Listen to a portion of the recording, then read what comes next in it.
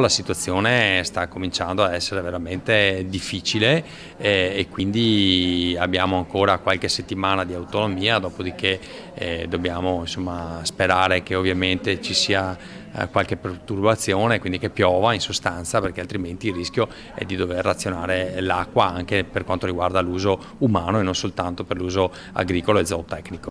Quello che sembrava uno spauracchio ora è un'ipotesi sul tavolo. Anche per questo il presidente della regione Luca Zaia ha emanato in queste ore una nuova ordinanza. 2 le azioni: con la prima si attribuisce ai sindaci veneti la facoltà di adottare ordinanze locali per chiudere le fontane pubbliche. Secondo, si introduce l'autorizzazione alla deroga del deflusso minimo vitale, tema tra i più dibattuti. Se questo capiamo essere importanti per quanto riguarda la fauna e la flora selvatica, però dobbiamo anche capire che se non interveniamo su questo noi rischiamo a breve di essere senza acqua per l'agricoltura. Tra appelli e possibili nuove ordinanze, i comuni corrono ai ripari. A Treviso la situazione è costantemente monitorata. In questo momento stiamo facendo le valutazioni perché è chiaro che dobbiamo farlo in un territorio più vasto, che possa essere solo il comune di Treviso, perché chiaramente i fiumi attraversano più comuni e più territori. A noi ci preoccupa particolarmente perché l'altezza dei canali è molto bassa.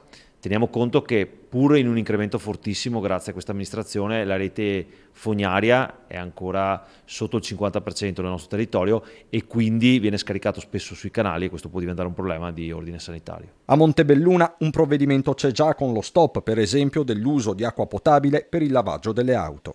Noi abbiamo già emanato l'ordinanza antispreco, lo voglio ricordare perché è stata fondamentale non solo per inibire la popolazione montebellunese nello spreco di acqua potabile, ma credo sia stata anche una presa di coscienza da parte di svariati cittadini che così hanno capito qual è la situazione.